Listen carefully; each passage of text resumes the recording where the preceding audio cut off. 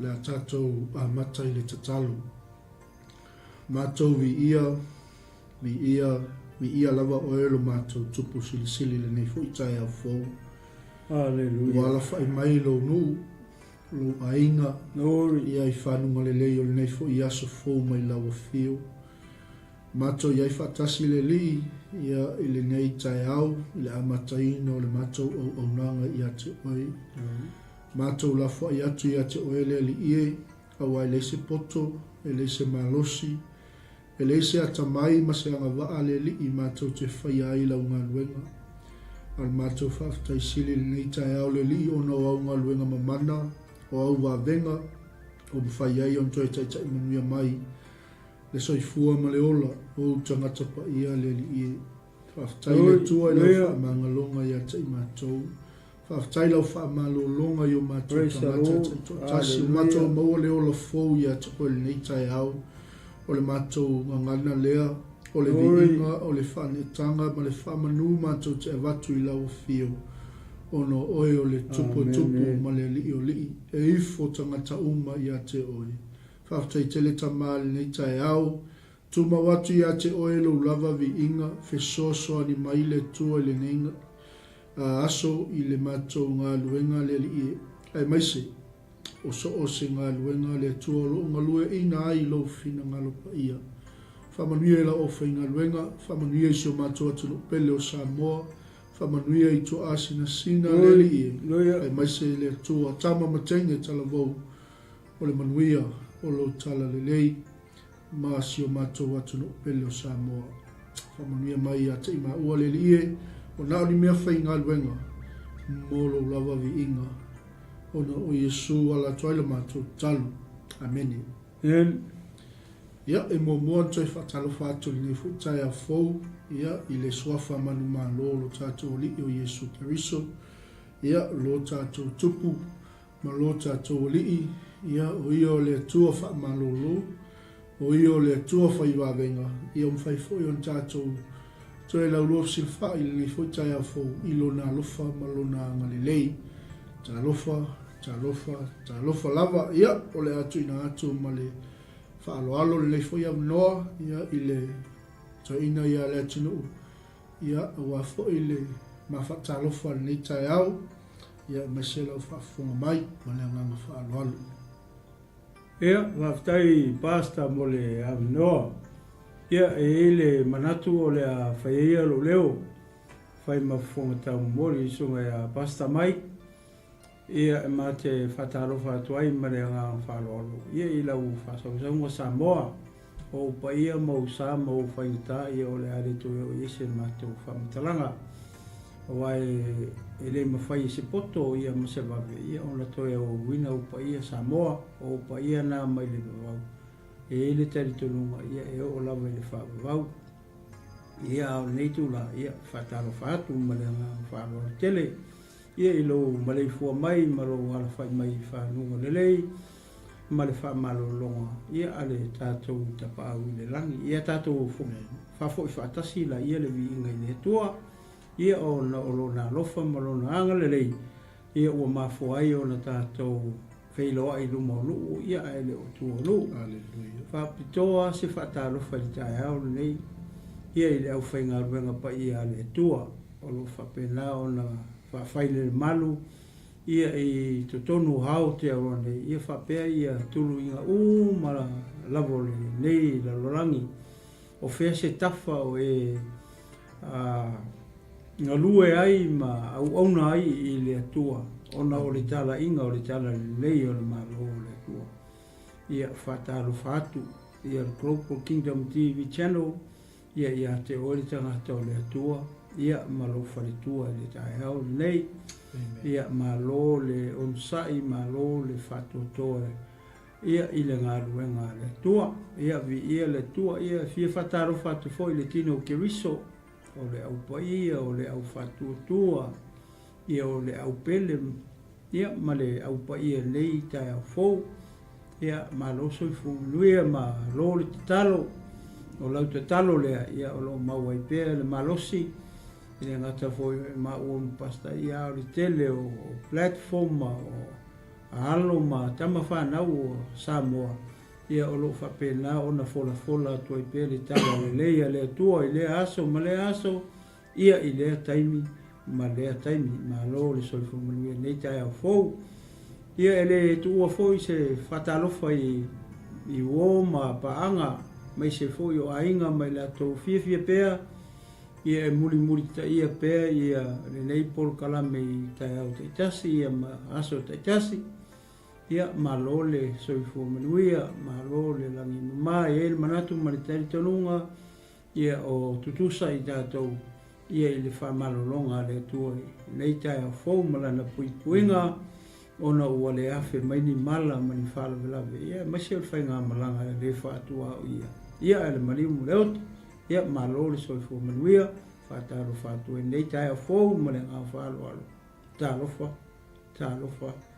Talo fala. Ia malenga falo alo pasta nei tu la aso vi ele tua. Amen.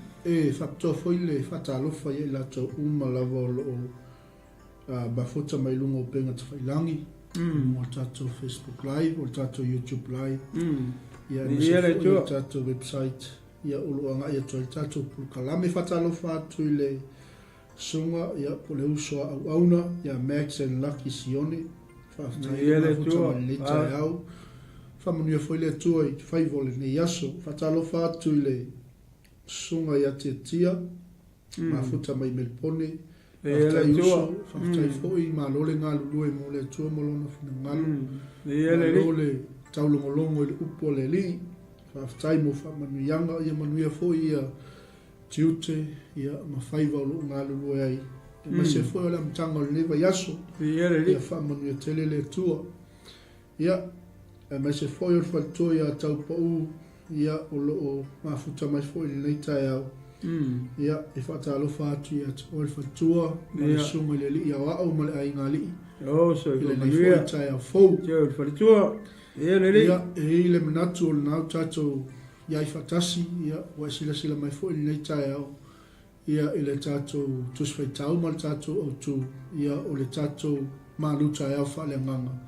ia wa fo ese savali ia o se fe au e tapa saina ai le nei aso I ona tiu te fai e ma se foi o le mtanga o le nei yaso ia o ngo tato e pisi lava tangata ia I le fatu ai ngatausi ia malona lava faiva ke wa e misi seisi yaso ia leo tato a mata fatasi le nei yaso I le amatanga o le nei foi yaso ia tuna atulo I le sunga toina ia I le amataina o le tato maluta ia fa le nganga le nei foi yaso.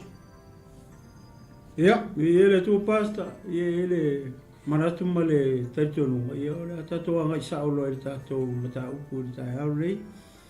Ia Samoa na we tanga Ioane na o fa utala tu fa pe.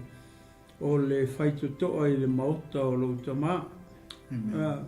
Ia so se MAOTA e aluna FAITOTOA. Ele ai ase MAOTA ele ese FAITOTOA. E o lala le o fa utala tu fa pe ma ua no le tusi le.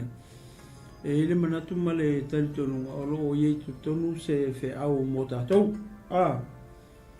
E te foi pula le mo le foi po no le la ma fai tau atu o I le o lo o ye se fe au le tonu I mo tatou le temi o tatou yai. Ia ma se o tatou wa ai foi la ele FAITOTOA le. Ele nga fai ko ale mele tele yo isi mele tonu ia paulo se me vole le o ma fa u tala tu fa pe ona ole fai unga le fai upu e ono pe o inale atangia mai pe o le reveal mai foi puna e ono le upu le o fai to e tu sama o upu yo fetarenga Yesu o upu ia ngata o fetarenga Yesu o upu fa mar fana Yesu ilona uso ya wa sile fiele le ya Yesu ele taimi vo ile e to e fio le langi wa umalanga langa ministry ya pe upu ia vo le comfort ia loto ma fa wala uso le o le a pasi el fo foi le mo le tala inga o le tala lei o le malo le tua ia marikupu mantua o le tupu ese malo ia e whapena so se malo e whailo le tupu le ala la se o ma whaita mumu atu ia foi puia ono ia na whaso solo to ile o le ma whaso ari tai au nei ma le ngam whalo alo e pasta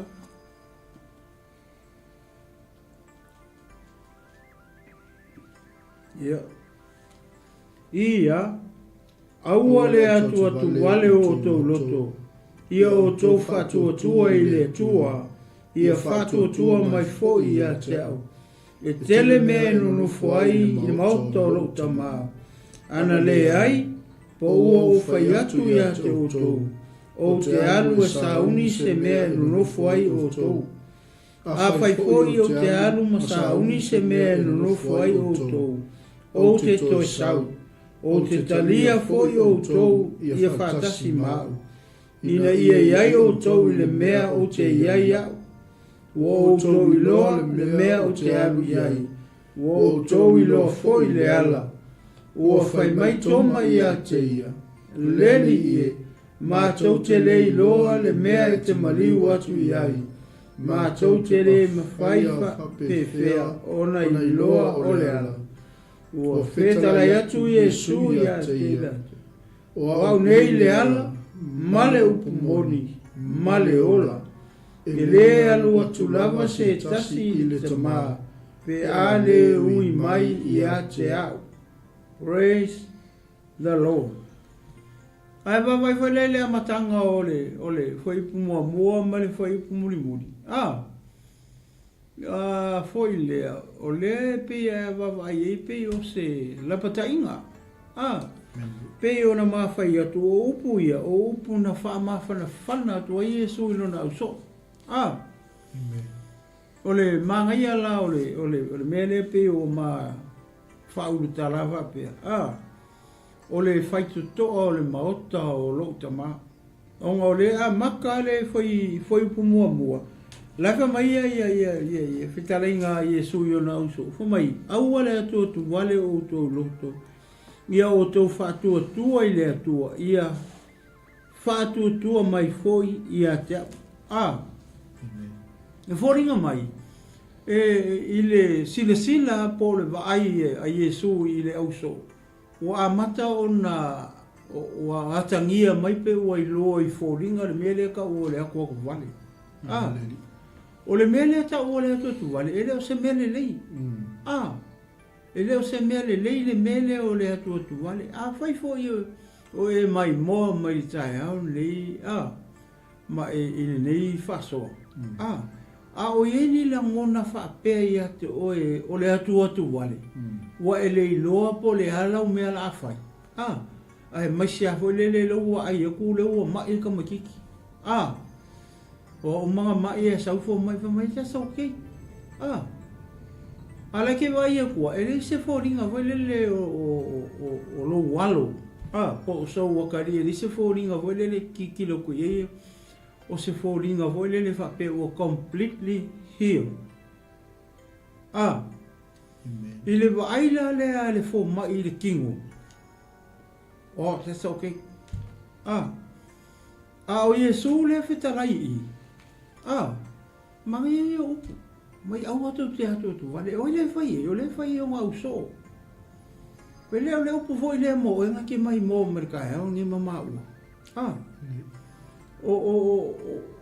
o le ale le awala o le ase mea na e lo mafofau ma lo luto tai ni le o foi le o nofo le lo mafofau ma e fia ma atu wale e lo le fa mangingo le ma i kai au ni o opo ia Iesu i ona so i le kaimi o Iesu ma na so i le fia se lau tau sanga o ma vai ai ki kilo le upu le o le upu o kaimi ngi o le upu o kaimi le upu le le ngata o le kaimi nga whekala Iesu i le fia se lau tau sanga o kuangai o le upu foi mo o ele ki mai mo mama o maka ko ri ka e au ni Foi mai Yesu, au ale ko vale o ko lupo. E kalesia, le au kelsiano, le au fatuatua, le au paia, le au pele. Au ale ko vale o ko. Nga fai e whalongo atu o sau pe ua pe ua mamafa mai mele o le atu tu wale ilo. Le me kere ko kuri. Mira kai au. Le me kere ko kuri e kongoro poko kafa o romo. Pe e whalongo ko le o mako i attack mai o le mele o le aku ku wale. Kau ma fai o le aku wale le se mea mai le tu. O le haku aku wale, o le whao ngā e sakangi, e attack kai kako. Ka ki kilo voi lai e, ka koe ngofo mawhawhau. Ka ki siri ngia lano tatou o tua. E leo la kai me lana ke wala au e loi le tu. Pea whai o leo o makua ai o so whai ia o e le haku aku wale le kai mingi. O le kai mia e o mai mea o le atu wale ia o e mama ua makako. O whea kau ke hoi. O whea le mea kau ke hoi e kali e le mele. Kau ke le hoi sisi mea. Pe o mawhai ap. Ai la ku fo mai fa mai le sau kei. Ngai manguia umar kingo. Ngai le mangapa ngai le kakao le whaku. Ngai le rate o le pit o le whaku. Ala le mele ku. O longo winga. O le mai lea mane mai lea. Le mai lea kau ke vei lea tu. E kofo mai lea kua i lo whakokua. Peke mangaku waku. Ai ako sisina mai lea kua o mai mea whapea ai ako aku wariki kino mai ke velo e solo. Lai ke velo e solo e. O e ke wala au e. Ale wha mai e sui. Fai mai i o tau whaatua i le atua. E lua mele ka mai e sui. Whaatua i le atua. Koe whaakua kura i e Yesu. Wheo i ilo whaatua tai au nei pia whai le ua. Ua attack mai o e le akua kuwai. Whea i ilo whakoko. Ke whakoko i tangata. E ke whakoko i fō mai. E ke whakoko i kauna iku. Ma fai pele, ia o le te sau ai le loko i aso sau. Ale wha mai Yesu, au o le ako wale o kou. Ni o tō whaatua i le atua, ni o kou whaakokua mai fo ila i e kia. O fo ipu mua le. Mō kako, le tine o kewis, langa upu ia, o upu whaamawhanga i Yesu o lunga uso. Wale wa uma. E wha where tai au nei. O ile wha mawhangwhanga i. Ie Yesu kai o ngai upu i. O ai, o lana e karesia. Langa o Yesu e langa e karesia. O ai, o oenga ke mai mua mai. O maua, makako umari tino ke wiso. Le au pa ia, le au pele. Le e karesia ke wiso Yesu. Le ale wha mawhangwhanga i upu ia Yesu i a kako kai au. Au e ke o wani. Whakua le tua, whakua i a Yesu. Aua ke whakua i tangata. Ia whaifoi e, e ke kalo ku i le kua, wala au Yesu, ia ngā wele wa ki kilo i wha mai, me whapena. O le whaipu e lofa mai. Ia wha mai whai upu e lua i le mata upu lava lea. E tele mea ino nofo ai le MAOTA o lo TAMΑ. Ana le ai. O wau whai atu ia te outou. O te alo e sauni se mea ino nofo ai outou. Te whalongo rai. I kira wala rukala. Mai anu utala. O le FAITOTOA i le MAOTA o lo TAMΑ. A le wha mai Yesu ia. Wa uma saungi. E kele ia. Wa uma saungi le mele. Saungi o fea. Saungi ele whawa. Ele whai ele kua la rangi nge ki soifua e moka ko ola. Vai ka penga le tu. Ka penga le tu le mauka le mo oi ma mai ka ko mai le fa inga la langi. Ke ilo pa ka mo fa ka ui le ma te yo lu fulima. Ngai vala a oi la ele tua e ngai ia. Ia tangata mole ulu fale ile. O le tau, o le kofi, o le kofi o le malo. Ifia, le mauka le. Le mauka e wauma fai. E ke whape o ele i fai o wauma. O lawa e le mauta le lang. O le maanga ia. Le wha mai e su anga whape mangu e fai aku elu e saungi. A le mangingo e le whitaringa a Yesu wauma. Lawa iei. Lawa iei. Kele poku. Maka ngofie. Le ngofuanga le whamaia. O mai e fola i auru. E kuo e mala au le ola. E kuo e marisami ki o waka. Vai na ngofuanga le. Le mele tu e le maota le. Mai le whai upunga e tolu. E po tolu na e sifasifai tauna le fo ipo e tolu. Fai foi o te alo masauni se mea no foi o to foi po e lua. O te toe sau. Wai. Presira mea leo wha manatu mai i. I le i wha mawhanawhananga i a Yesu runga auto. Lau fai e. O ke koe sau. O ke koe sau i au ko. Ale mea whakai wa uma saungia lea, le mauka lea. Wa uma ka penga le mauka lea i whea, e leo ngi. Ke le maua le mauka lea i lalongi, ke le mau i Amerika, ke le mau i Samoa. Ke le maua i sesi mea le mauka lea tu. Le mauka lea ka penga moa i. E ulu fale uma i tangata i le mea ka o le maa loo lea kua, le kaukala i mata i o le fulimi. Fai mai o le kofi, po o le ngof malo, nga fai e le tu, ai le i whaawainga le rangi. A ki kilo la le maule me whaamawhanawhananga Yesu i onga uso. Wa uma. Ni u whaamawhanawhanga kui loto. Ai sea, nga lela pasi polo. Lela pasi Yesu lea, le ministry, le awali i, e o kahala i la rangi. Langa le yo Samoa, le yo Yesu i Samoa mfiki mkonga mu usila mo Australia ma Amerika. Amen. Nga o ai Middle East nga fero ro ai Yesu. Ala me nga lenga fio mai Yesu. Onga ole lofa o longa mai le la langi. Amen. Nga ke mau ele, mama sangi. Ioane tolu fa ipo suru o. Fa mai wo fa pe lava o na lofa mai ole tua ile la langi. O ia a winga mai e longa alu pele kokas. Inga ia le fango se kasi whako koe. Ele i o mai la Yesu Samoa. Ele i o mai konga o fiki mai Pasifika, Amerika mai siu. A whero roa i o.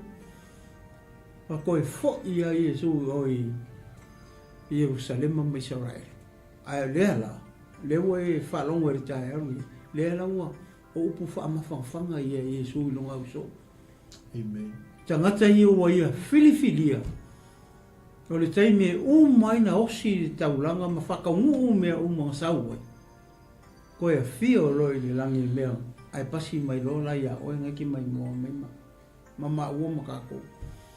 Kau ke kala ia la kala le leo le malo le tu. Ma le kupu.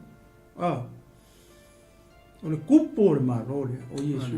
E leo sikangaka. Leanga o le malo le tu. Ele kupo isi kangaka le malo le. A vai lau isi kangaka o soifua le langi e fia kupu. Ie ngaka i lalo ngilo. Eke le kupu kuro. Eke le kupu le malo le. Ale nga sau le kupu mali. E osi kaulanga mo. O inga ke mai mua mai. Mama ua. Malanga e kalesia la le. Lefa mai o te whaatu uina foi. Lau e kalesia e lunga ngei papa. Upu ia e su ia peteu. O te avatu fo ia te oe ki ole malo. E leo ngi ki o se roku. e le ungi kia se pelo feka, e le ungi kia se kupu, e le ungi kia se aposkolo, o kia le kupu. Le amaya, le o mai operate te langa loko mai e su lau, o te whaatu wina lau, e kalesia, e le se kalesia la kakare kaukala. Po sesia, po se tangata soifua, a oe makakou, o kakou o ana au auna. O whaife au tono e kalesia, o pe te unga. Ngai lau whaife au ki o le malo le ku. Lala ngā o kinga. E operate tele loko. Inga ia le mangu malo mai whai ko o se huli. E aktangia mai i ele kasi se whai ko o se huli, on makoe kele o whai ko o se huli. E whawhe kai, o lawa ia pe te uru ki. O le whisili le kai au ngi pe te uru. Pe te uru. Kulou le o whai ngā ruanga pa ia le tu. O e whao ngā kinga mai a Yesu. O sa o le mea ki whao ngā iki. E ala o ngā le manguia le kalesia. O ngā o le sa o ki ngā ki whao ngā. Kurou. E whai ngā runga pa ia le tu. Ko e sila le lei. Po o ki sa o ngā o le malo. O le langi. Ngā ki whao ngā i kongo loko.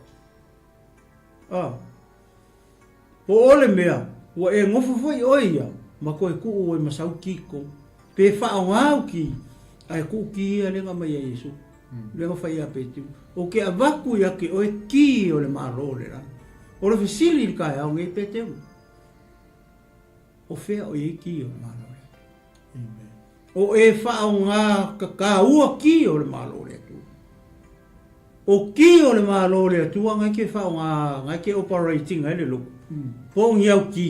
Po ngi ki mo se simea. Ka ua ke whisili le mo tatu. A le ala wa e whanongo i li tae au le. O upuhi a Yesu e whaamalo si ai. Longa au so.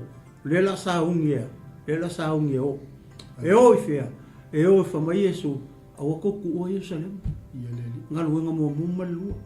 Se ia fio ifo le mea ma forfola i. O na maua le o tau le mana. O nga whai le o kouma moli mau ia ke au. O ai kau ke moli maua ke visiano. O ai kau ke moli maua au pele le kai au le. O Yesu. Kau ke le moli maua se ngō se loku. Ku lou le yaso. Malau whafonga fonga sa mo. Ka ku ke le moli mauinga. Se ngō se perfeka po. Mo se po Elia po ai lau. Po se kupu po ka vika po soromonga po. Le po amo po ai. Amen. Kasi ale ngō le whamai Yesu ko ke o moli mau. Ngā o ai, ngā o longa i ngoa. Ale ngō ngā renga ingo sia i Paulo. Malanga au malanga inga uo mai a mai le kala lei. Ia oe maa mai kako. Ngā kau ai i maa. Ngā whare pui pui. Ngā whekoso a i solo. Ngā koe a masai sai. Koso koe lea koso mai lea koso. Aisea. O ngā ri ngō Yesu. Le ai asa i ngō ngā kala ia le au apaskolo. Paua leo ri ngō ngā kala ia le au apaskolo. Leo o mai ea. Ia ka kousa mu. O ai le ngō ngā kala ia. Kulou au ke kala ia le ngō ngā. Waku ni kai hau malau wha. Fonga fonga. Ka kou o pe kala i le ngō Yesu. Amen. Aisea. Nanga o ienga sau o si tau. Sau ia o si kau langa mo e ma umai ka kou. Le alofa tu noa o le kua. Sailonga halo Yesu kevisa. O le kingo ngā le alofa tu noa o le tu. Ngā whai le kingo o le alofa tu noa. O le tu. O ai. O Yesu kevisa. Oe vai mora ka whairele. Ngā le alofa e li se kingo. Mai mau kainga. Lo alofa ia iau. O lo alofa ia iau. Arefa mai ala fio ngā rea tu. Aongi e alofa ngā le upu mo le nguku. Alani me whaile kingo o le alofa. Ma whaile kingo o le alofa o le kua. Oi, o Yesu ke wiso. Ma whaile kingo o le alofa o le kua. Refa mai Ioane tolu whai pasuru. Ua whapea lama o ngā lofa mai o le tua. i le lalolangi. Ma ia a winga mai longa hanu pele ko kasi wharikingo. Wā, ale whamai o ne mua whai upa sifurwha. Ua liu tino tangata le loko. Ua whai le kingo o le alofa o le ako. O ai, o Yesu. Neu e sirisila e peo. Tam whai atu le. I le mau kala le mani mele. Peo na mawhai atu o uma. Wa uma ka penga moka. Wa uma. Laka ko me whai. Nia la ka uma i le wala. E le whape ka whau ai la ko anu maukanga. E wa le lalulangi ma. Whai kui ngā ngau or kingo ma kui ngā ngau o lalulangi a e oki ala ko anu e maukare. Amen. O lo o mai la le upo le tua moka ko kai aongi. I le awala po o le mea e ke whaia e ke mau e maukare. Wa uma when mauka. It's already there in heaven. Ia ponga ngā ranga le kau ke ngofo lalang. Ale maa ngai o le upo le tua le ufa maa losi mai e ka kouka. Nia la e whaso soli fwe lalo Whai mai, o te, o le mea maa ngai ale i fwe boi tolu. Whai mai, a whai foi o te, a whai foi o te anu masa uni se mea no whai o to o ke koe sau. Ke kare sia ke riso e koe sau Yesu. A wake whaalongo fwoi, ka kare whamai e koe sau Yesu. Ko anga whai kaure whiang pa ia le tua. Whaalongo longo i le mea ngau e karikongu i. A whai e ke karikongu e koe whio mai Yesu. Ale mo whai aku i. Oile kau kare upu i Yesu. O te toi sau. Ai lo ele ona lo wanganga i. I le mea ke whalongolongo koe re whamai risi kanka e koe sau Yesu. E re koe sau. Ai lo ele o lailo wanganga. Just ignore. Ai wa aile mea o lailo wanganga. Le mea leo e karikongu i. E koe a whio mai Yesu. O Yesu le koe. O koe sau. Wow. What a good news. O mai lo le risi wa engare i fwoi. O te talia fwoi o tau ia whaatasi maau ina ia iei o tau i le mea o te iai au. I whea, le mea lea, le mauka lea. O ke kalia o kou. O ke kalia o kou. I lea, i le mea lea i le mauka lea. Le mea lea, inga ia ka ko mai i le mauka lea. O le whesiri lea le kai hao ni. Wa e sa hongi e ke uia le awala le whamai i inga e urufale le mokarea. Whai punga e ongo le pia a mai fwele le wauma. Longa i MAOTA. It's ready. Leo koe kau mai Yesu o koe sau. O ke manga ola i mara lau e ka le sia. Maritino ke riso i ni maokare. Leo e whaalongo maritai hao ne ke visi ano maritino ke viso. Ngofu ai penga. O ke whaalongo o ke kilo ia o ongo wakele maua o. E vava aile lei lea o onga o le upu moni le tua. I le mewa e karikongu i ma e whaakua i ei. E ola i lo wanganga. Ma e maua ai le ola e whaakua. Male ma lo le atua i le maukane. Wauma ka penga maukane, wauma ka penga no fonga le. Le mai e fola i aulo. E kafia e o le samiki oka. E kua i mala au le ola. E fua ai masinga uma e le moku fua la au. Whamaia, e le koe se kangi. E le koe se hoki, e le koe se whangoa.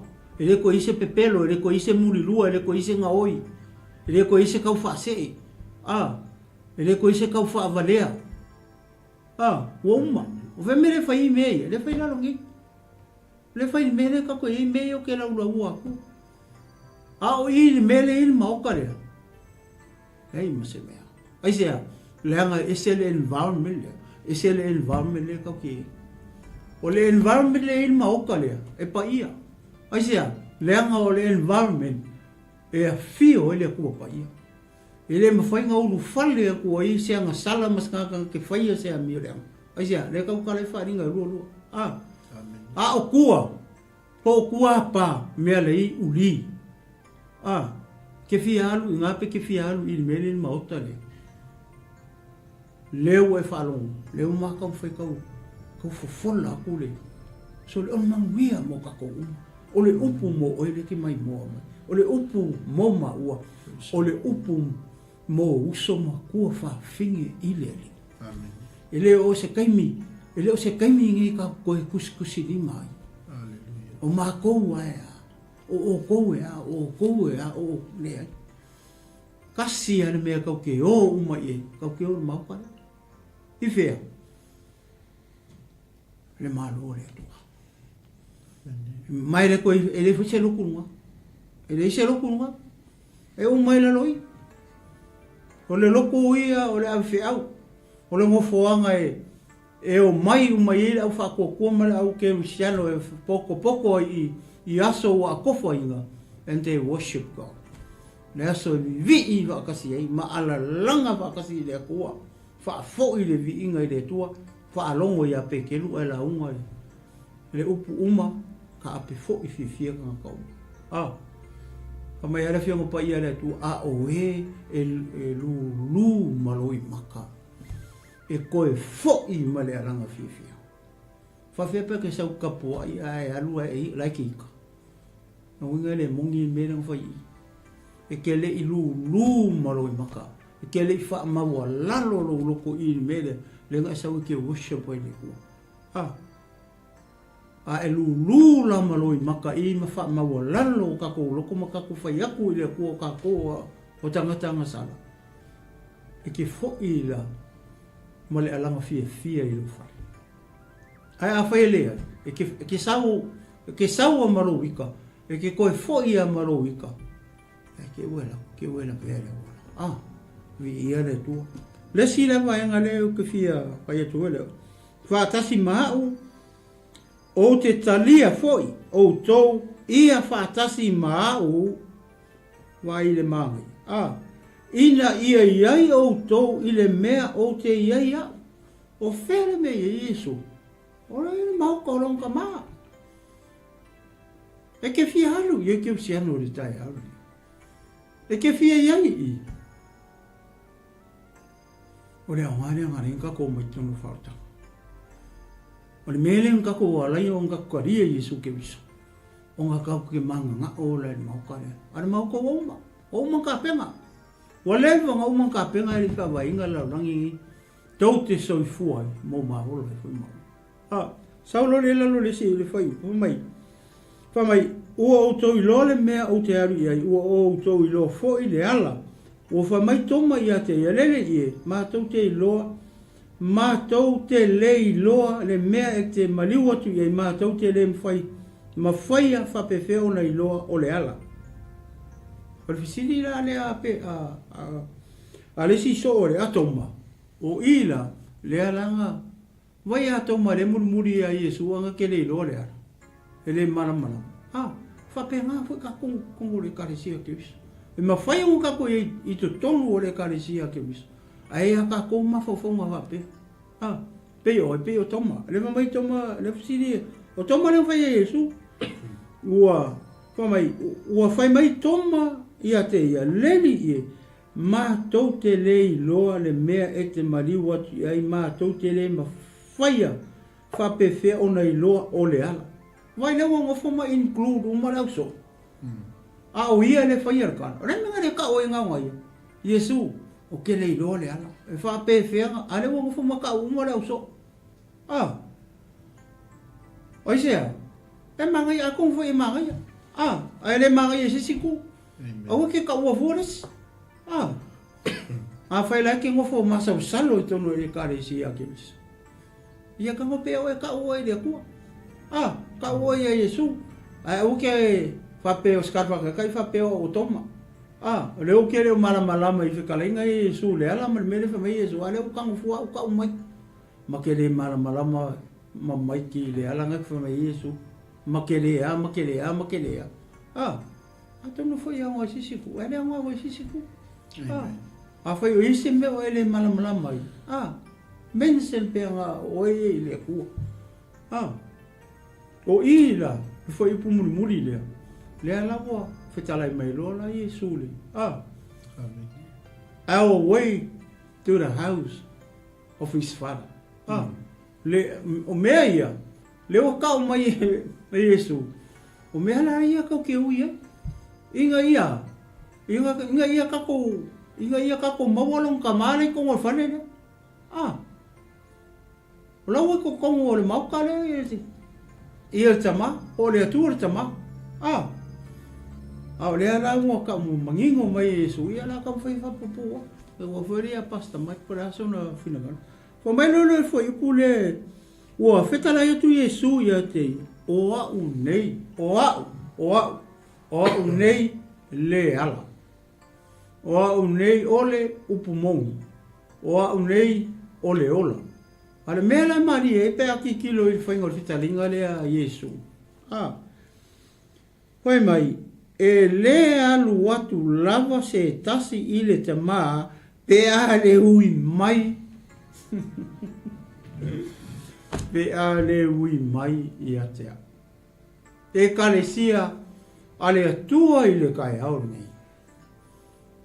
E ke le ui i se kalesia. Po o se ingo se kalesia, po o se ingo se tangata, po o se sia mea. O ai kau ke ui e, o Yesu. Le fai mai o au o le ala. O fe kau e le ala le. E kau kama. E kau kama le ala le. Le fai mai e le sao ako lama se si di kama. Be a le ui mai i a kia. A e fia alu la i le mauka lea. O le mauka. O le tama. Laua i le tama. A longa whalawe lawe. O le malamala mai i a tomba. Ngofo le maka ufua isi o ngaso. A le ala wha malamala mai lei mai lola Yesu. Wa i le maanga i. I o Yesu. O le ala. I vea. I le tama. A whai o e ui sisi au wala. Pe ke fia manga o e ke fia o. Maua le ola e wha wau. Male maa lo le atua. A ngai ke ui ai i ulou. A ngai ke ui ai lo kai ngai le. Le peus kai kau kwa ua ho nge le nge. I ke le maua le tama. Ko e awhi. Le upo mongi a le upo whai e kua. Aisea. Nanga le kau mai le whai mai Yesu i. E ke le alua e lava i le tama, pe a e le ui mai a Yesu. O longa winga, e leo sika ngaka, le kako awala i le kama o Yesu. O longa alo, kau ke ui i le alo o le atua. E whaka kako ho i le atua. A e le whape, ua kele ka ngaka, ua lako sa ili isi mea e ui e kua i le kua. Ia malako foi a kua. Au ka ko ke siano ma ole ke mai mo merkai au me. A kongu e falo so ngi. Ai fa ftai vole ile tua. Le foi o mai si au wala foi le so songi mo ka ko. Langa le ka ke ui uma le wala le. A fe ngai si le fia o Yesu le ala il kama. Le ka ke ui uma ye. Au ngi o ka ko o ese mi la wala le. Na wala le fa mai e peru e sfulu lua foi upo e valu. Fa mai sa ku wale le awala le au ye fa le fikafa. De foi le alu le fai tau langa sini ha fa kasi kausa. Anga fio mai lo Yesu male ala foule. Le ala le nga ulu Yesu kasia umalo. Ele alu la Yesu ma se koko se povi po se oki po sea. Alu Yesu malonga ia lava koko. Pai tau le pe sulu fai pe valu mar fai pe sulu ngai nga ulu ela mela nga ka ole ala fo. E fa mai Yesu au nei ole ala. Ole ala fo. Le fa mai ul fai ta fai sa ulu ye fai ka ulanga kai kasi ka usanga uma ele misi fai ka usanga ngai fai ka usanga le fai ris ka usanga. Ole memorial service. E whamangaku o ia Israel. What about us? Whawheka kou Kirisian. O leo whakaungu i o sau Iesu e whakaungu kula fonga. Langa o kula fonga e oki e kanga ka Au le alofa tu no le tua e ala i longa alo Iesu Kirisian. Leo ola i o e ola i au ola i kako I lo tato whaatua tua. I le taulanga lenga ka penga Iesu i lungo o satai. O Iesu o le ala. Neme kai fiu kauke su ea seisi awala ese me le awala le. Ele ui le awala le. Ke le maua le kama. Ke le maua le maoka le. Ke le maua le ola e whaavau. Ke le maua le maa lo le akua. Le whai e kausa maanga. Mga koe lua. Wa mai ea. O au nei o le ala. O le upu. O le upu mongi. O mea la ia kau ke ui. O le upu mongi. O le upu mongi. O Iesu. O Iesu le upu mongi. Pea mo whai ako o le ala. O Iesu. O le upu mongi. O Iesu. O le ola. O Iesu. O le kako au wala nga. Kako ke sao aku ai. I le maa lo le akua. Le mele I le maoka le. Pe whakari mai e la TAMΑ. O le upu mongi. Whawhenga e me. Ngai loa o Iesu o le upu mongi. Wa mai o ange mua whai upa sfulwha. Ua, liu, tino, tangata, le upu. Leanga o loko o rupu whasamoa e whai kaurwha petani o le word. Wa mai sai le amatanga le upu. O le akua foi o le upu. Wai vai e. Ara whasamoa i o loko e kawa whai kaurwha petani o le upu. Word. A ke wa o mai whai pasu whare wane amu mofa mai. Ua, liu, tino, tangata, le upu. Oi leo aliu kingo kangaka. O Iesu. O Iesu leo aliu kingo kangaka pe oe ma o mai kako. Ai sea. Leanga leo sau pe o tangata. E ka penga ka ulanga mo leanga sala tangata. Leanga uanga sala oe nga sala au. Wa mai roma uanga sala tangata uma. Wale o ele vi inga mai le tua. Amaka mai ang fe, amaka mai e kua yo nga ua pa uo kako uro I makua. Ake maua ke nese to. Ale ala wa saule upu wa faile kingo upu oile kingo upu ale ku o Iesu oronga alo. Upu moni. Lenga fia mala malama ia ia pilako ma he rota kai mia fisi oile upu mo. Ai Iesu upu mo. Oia kupu oia upu mo. Vai ngomul muri. Foi mai ole ola. Wai le ola. O Iesu. Vai pe e koru waka le ka kia mai. O Iesu o. O le ala o Iesu. O le upumongi o Iesu. O le ola o Iesu. Vai. O longa winga. O le kako a wala lea. E mawhai ei. O ngā kako uru whale lai le moka lea. Maoka por TAMΑ le wa umo le a maka fa mai o le ko ko vale o ko fa ko le ko fa ko ia Iesu o mo ka penga le maoka oi le I le MAOTA le tu TAMΑ le fa mai le fa pa ia le tu o le o ia ke ia le ola o ele o ia ke ia le alo ele o ia te ia le ola a faila o ia ke o Iesu o e ka lia Iesu e ave mari mi fa ola I lo sofu longa winga o ia ke o le ola a faia ke ri karia ia Iesu o longa winga ele o ia ke o le ola ai sea langa ke ri karia le alo ke le ka lo ke lo Iesu ai o mer ke mingi lo ke le fia karia ai amu ia tanga ke loa makalia le alo le tua le kaimia kau kalia I le alo le tua O le kaimi fo ngā waka kōkari ai le holo. E ala fa mai Yesu e le alu wa e a sesi kama. Pe a le ui mai rei ai. A me e kolu le fa makala Yesu. Ia male ngā whaarol. Anga le male ngā pa ia ni tū la le.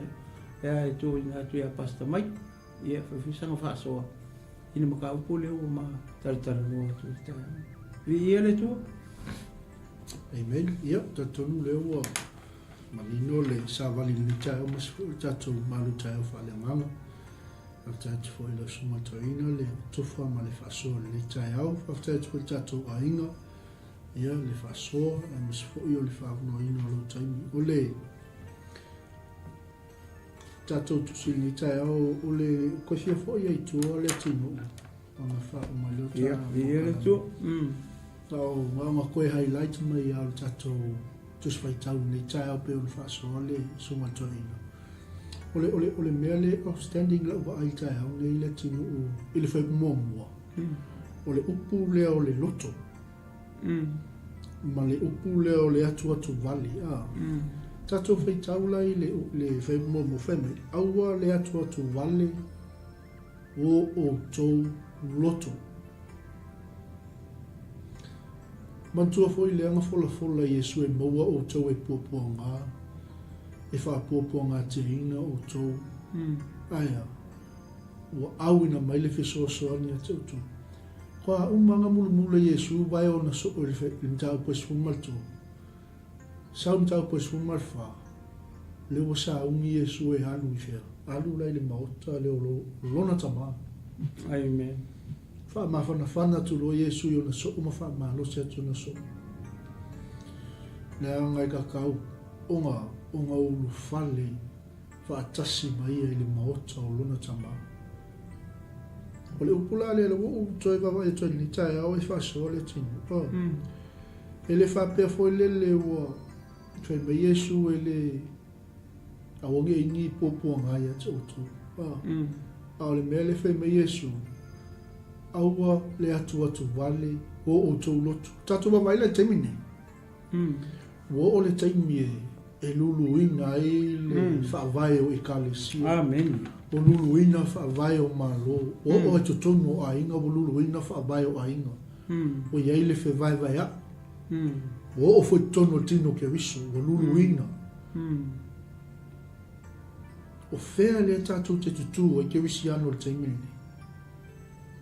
O fea le mea le tātou te tutu o i le taimine. A le whai mai le wha whananga Yesu i so. Aua.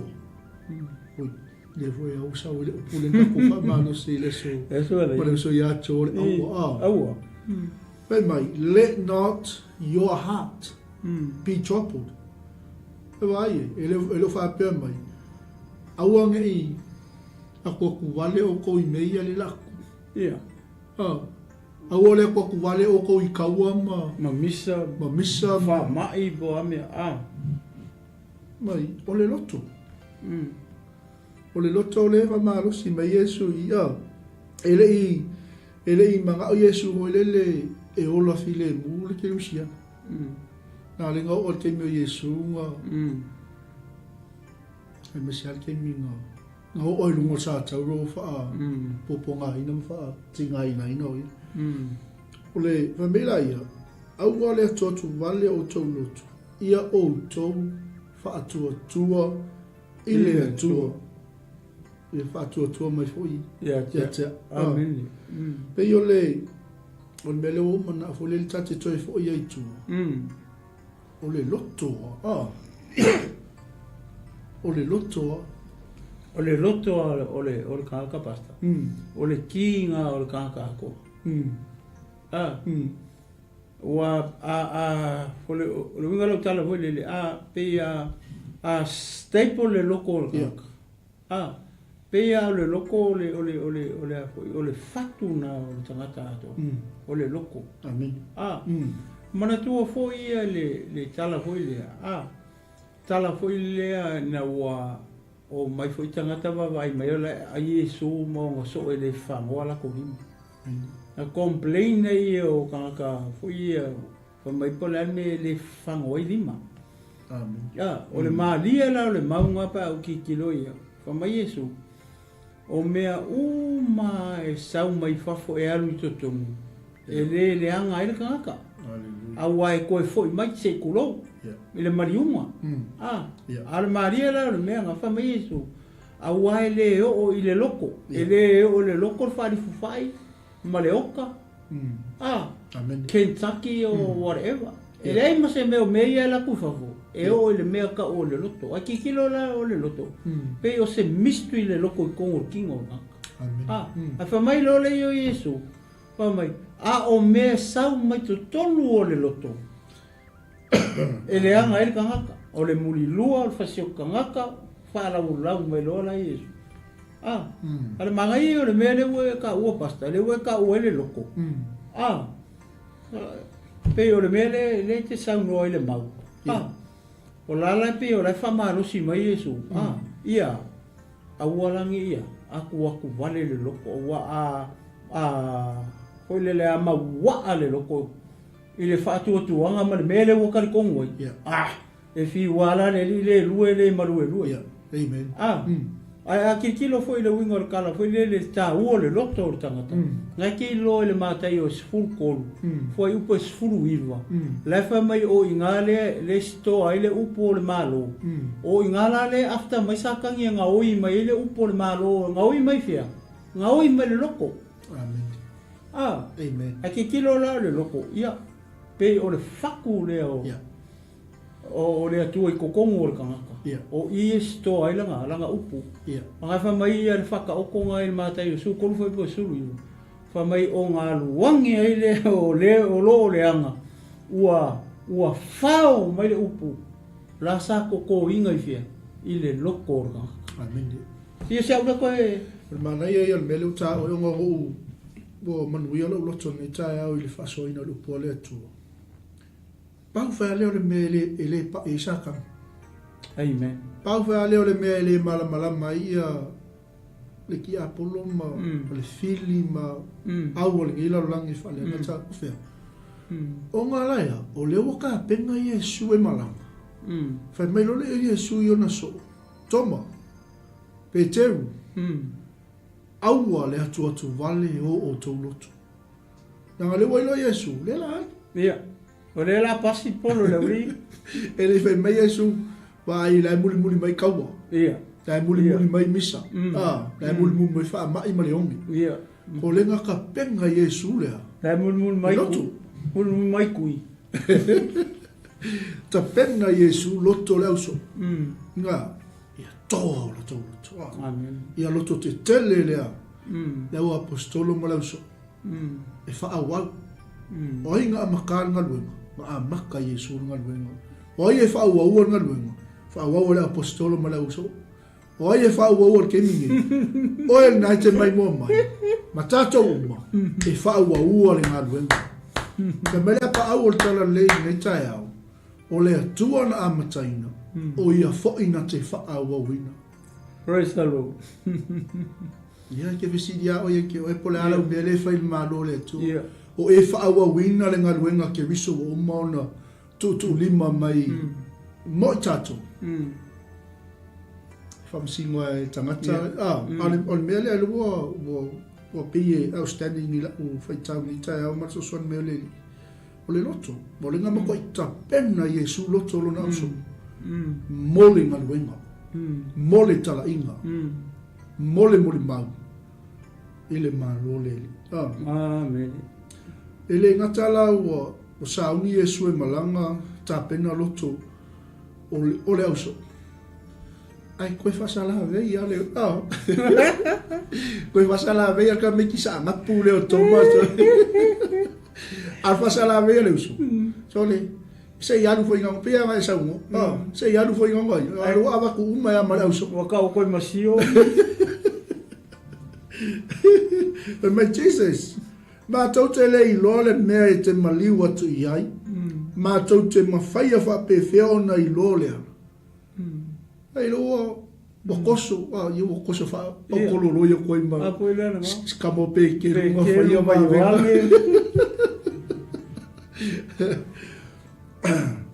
Gan manga ia ole concluding a Yesu ole mea. Ole whaumanga Yesu ole tapenanga o loto ole uso. Me rore Yesu. Ni kusala le umaku wa i fofola Yesu le whalai. Levang kako mafuka sole. Levang kako whewa. Kako aiva kasi kako momoe whakasi. Wheingu whakasi. Kako ka lai whakasi. Ia a hoila lea. Ale ko ke le ilo le ala ko ke ui o koe ni maota o lo tama. Le ala uaru i lo tama. Mo le misionga o usau wai. E ka penga le ala mo o to. Ale ala uaru. La wai loa iska ngaka le ala le ko i loe o ko. La wai loa e kaka le ikua le au so. Ia. Ale ke kongo ia le ke o ke anu ngai la fasulua ale. O le ata hoi leo le kalesia ke wisu.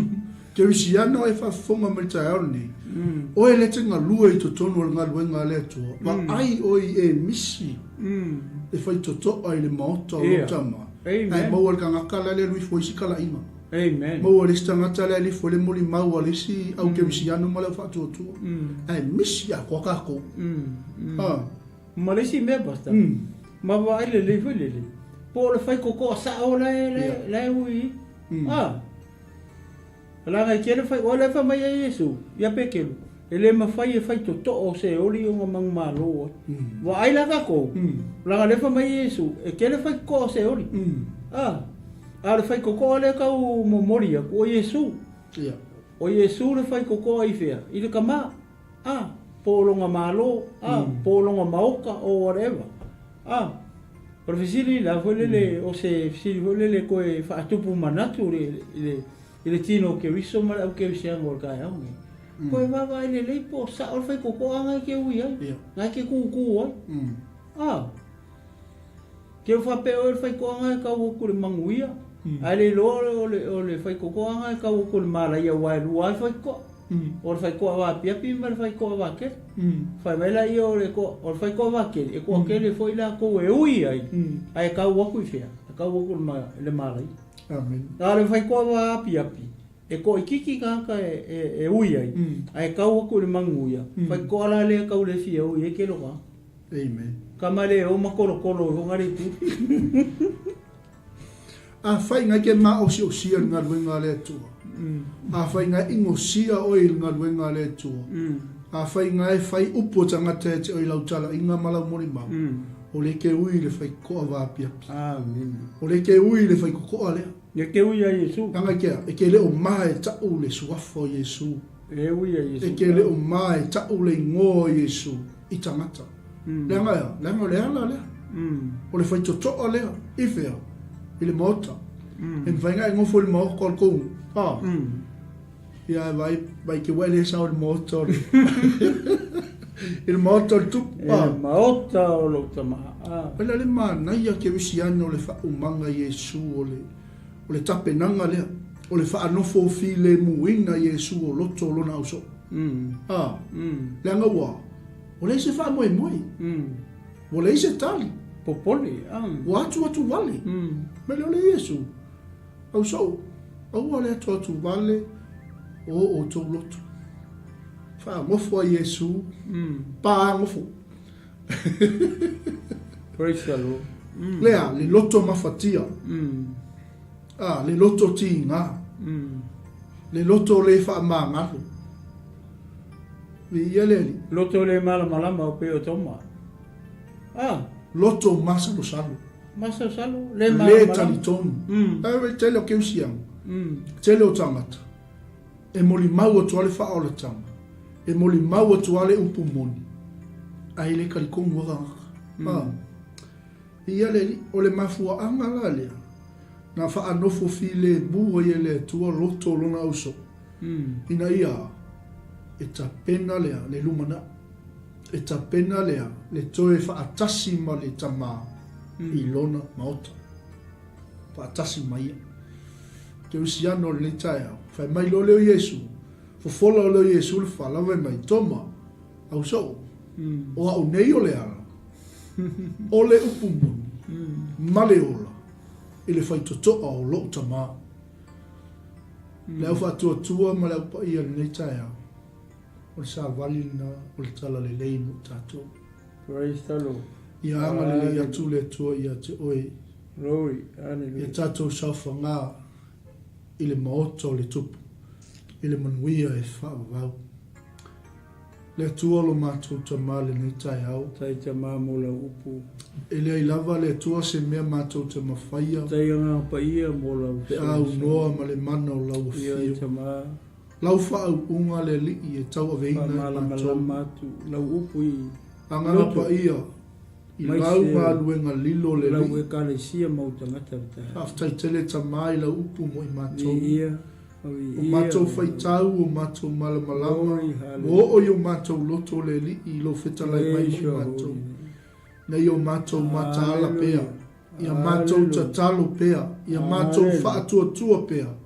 O lo o iai lo mātou wha moi moi. O lo o iai le tali a te i mātou. Mātou te sauwha ngā ai le maota o lo mātou tamai. Ia te mavi. Afta Yesu Keriso, na e tāpena ina. Le wha mawhana ina i mātou. Le wha nofo file muino i mātou. I Glory. mea uma lava le li o le loto mawhatia, o le loto ti ngā, o le masalo salo, o le le tani tonu, o le le wha mangalo atu. Tamale nei tai au, pa i atu, pa i ane, pa ifo le li i lo mana. I se tangata o wha longo mai le li, ma wha fonga me nei tai au mana o mia lau fesoso ana. Hallelujah. Wha mai lau whetalainga mo i mātou nei tai au. Au o le atu vale o tau loto. Ai o tau whaatua tua i le tua. Hallelujah. Whaatua tua i a Yesu. Yes. O i o le ala upu moni ma le ola. Mātou te sauwha ngā ai i le maota o le tupu. Hallelujah. Whaftai tamā, whaatumawina lau whaunga i lunga o lau o auna i a Leatinuu. A wale li o na whaiwa i lo malo. Mai se le li e o lau whanau, o lo a inga le nei tai au, o auna ngā lulue. Ia whaau au le tua lau whaamalolonga, tu mau lau whaunga i lunga i a te ilatou. Glory. Wa o latou whaiwa fola o le tala le lei. Whamanuia i tio mātou atu no pele o Samoa lau o whaingaluenga to tofi le li. Hallelujah. I so o se whata whaitaulanga, ma so o se tuli manu e fio le nei lau. Glory. Hallelujah. Ia whapena le li o na e anga le lei atu. Whamanuia mai le tua, le mātou au nanga le nei aso, e mai se le li lau au na ia whatu o lo tāpena ina. Glory. Le Hallelujah. whaowina o le mātou au nanga le nei aso. Yes. Mea uma mātou te whaia, mātou te Praise whaafoia the tuai Lord. le vi inga i a te oe. Nā tio mātou tangata. Ai ali oe keriso manu malo i o mātou tangata. Whamanuia, tali atu le tua i se mana onga le nei tai au. Ona o Yesu ala tuai le mātou talo. Amen. Amen. Amen. Amen. Ia, tuatu le suma wale. Sona mafu i whaiponga mai so tātou ai. Ia, ia le tu ni tu la laso. E le manatu male tentunu ia o mau se talinga sua. Mata mo fia le pole tu ni tu la laso. Ia e tau lo i le pe ia no tato fatu tu ile taimi.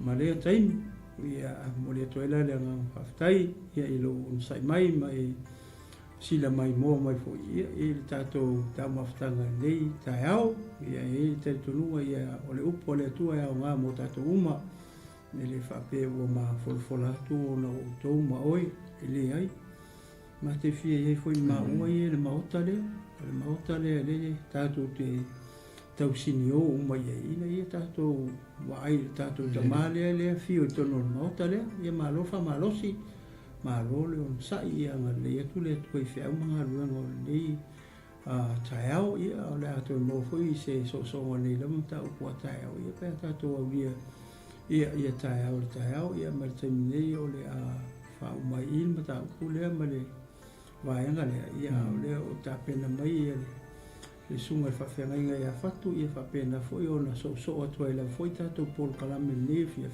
ia se ia o la mana nei te le tapu ia foi ia le Global Kingdom TV ia le taimi o whaatulanga ia pe a mai atu ia le apa au le tala lei ia malot talo ia le tua i le tine o keriso ma le au kerisiano ma le au paia ma le au pele nei taia e suafo i so i fua mai amuia. Amen.